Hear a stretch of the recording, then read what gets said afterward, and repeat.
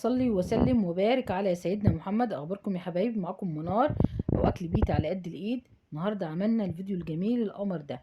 عملنا النهارده خلية النحل. شايفين العجينة وخمر العجينة ما شاء الله. وده منظر خلية النحل بعد ما طلع من الفرن. بصراحة جميل جدا. حبيت ان انا اوريكم المعجنات خلية النحل بتعمل ازاي.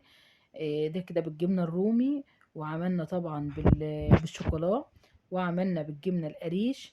بصوا كان الفيديو رائع واكثر من رائع. بسم الله ما شاء الله. يا رب اكون بفيدكم فيديوهات يا حبايبي. يا رب اكون بوصل لكم كل جديد في قناتي. ما تنسوش بقى تعملوا لايك وشير وسبسكرايب وتفعلوا زر الجرس كده عشان يوصل لكم كل جديد من ام منار. ويلا بينا نشوف الفيديو ده اتعمل ازاي. بجد يا حبايبي. شكرا كتير على حبايبي اللي بيحضروا لي العروض. شكرا كتير على حبايبي اللي بينوروني في قناتي، من بره مصر من جوه مصر. يلا يا حبايبي نشوف الفيديو ده اتعمل ازاي.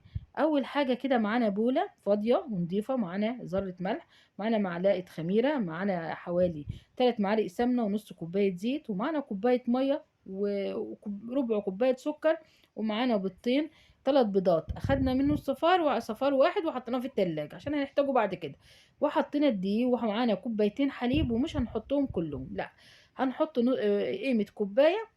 وبعد كده لو احتاجنا حليب بعد ما نحط الدقيق هنحط، ما احتاجناش هنستوب كده. وبدأنا نحط المكونات بتاعتنا اللي، ومعانا معلقة بودر حطها على جنب اهي، حطيتها دلوقتي.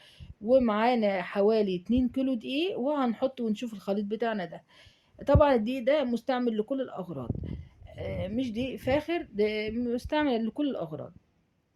طبعا بدأت ان انا اعجن العجينة بتاعتي، وجبتها كده على الرخامة وانا قاعدة كده، وقعدت اعجن فيها وخدمتها في العجين كويس لحد ما بقت بسم الله ما شاء الله. شايفين؟ فضل بقية اللبن بوريكم اهوت. ما حطوش كله. طبعا لما يكون اللبن رايب، هيكون حليب اللبن رايب هيكون احلى بكتير، وهتطلع العجينة طرية معانا. خلصنا كده العجينة وخدمناها في العجين وكده، وحطينا عليها الاسترتش، وهحطيها في فوطة وهركنها على جنب. شايفين منظر العجينة بعد ما خمرت؟ بسم الله ما شاء الله. شايفين الجمال؟ اهم حاجة تخدمي العجين وانت بتعجنيه، ده اهم حاجة. شوفي انت بقى زهقانة من مين، ودي بقى بنيات، ودي بقى تمام، هتطلع احلى عجين في الدنيا. هنبدأ كده نلمها ونطلع منها الهواء، وهنبدأ نعمل بقى اشكال. معانا شوكليت شيبس، معانا جبنة رومي، ومعانا فلفل.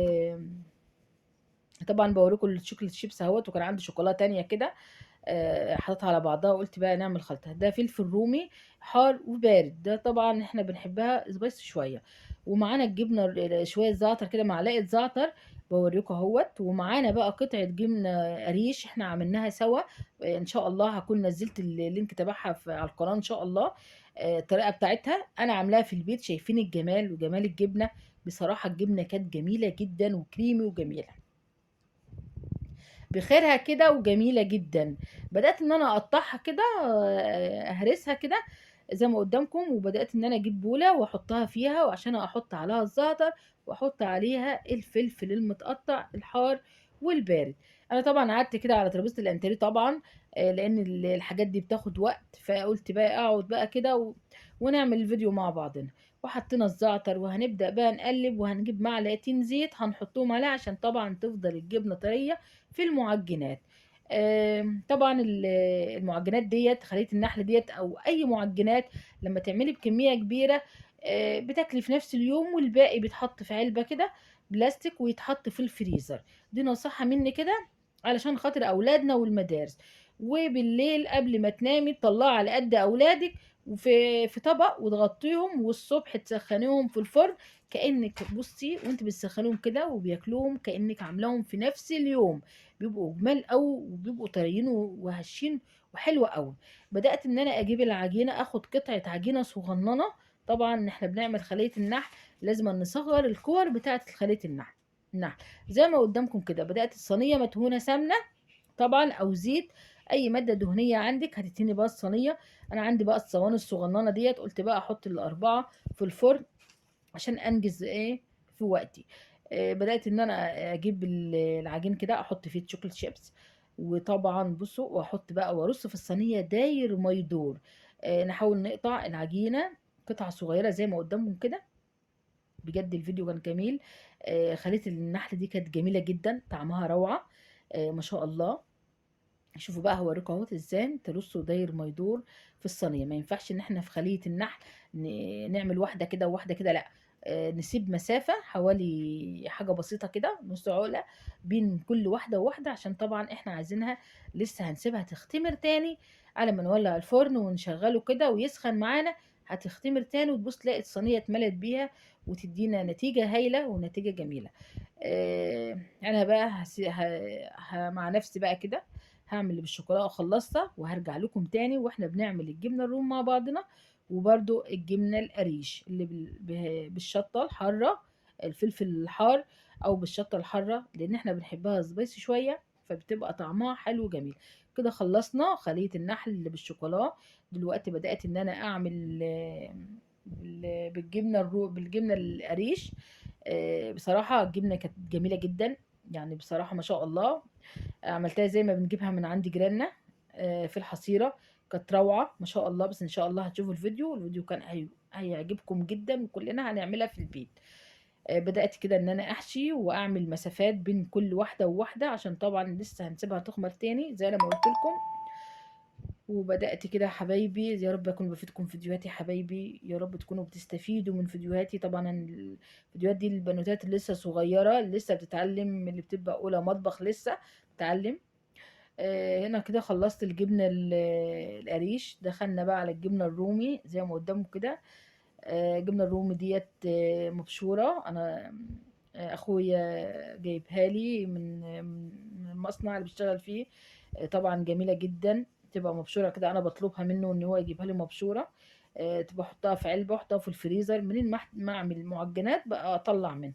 انا كده خلصت خلية النحل زي ما قدامكم كده. ممكن تعمليها بالشاورما، بتعمليها باللحمة المفرومة، بتعمليها بأي حاجة انت بتحبيها. وممكن تعمليها بالنوتيلا، ممكن تعمليها بأي حاجة. جبت الصفار البيضة اللي انا حطاه في التلاجة، حطيت عليه حوالي نص معلقة فانيليا، حوالي 4 معالق حليب.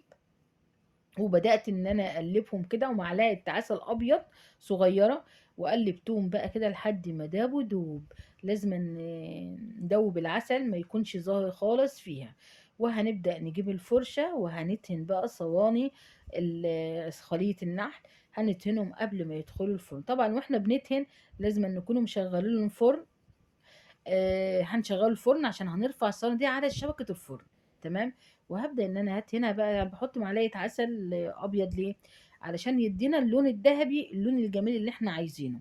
ممكن لو ما عندكيش عسل ابيض عادي، ممكن معلقه عسل اسود، ممكن معلقه سكر اللي عندك هتعملي بيه، هيديكي نفس اللمعه وهيبقى جميل. شايفين خليه النحل؟ شايفين الصواني جميله ازاي في الفرن؟ لازم ترفعوهم على الشبكه كده زي الكيكه بالظبط. اللي شايفين احمروا من فوق ومن تحت، بس انا هسيبهم كمان شويه عشان في جنب احمر وجنب لا. فانا هضير الصواني وهرجع لكم تاني.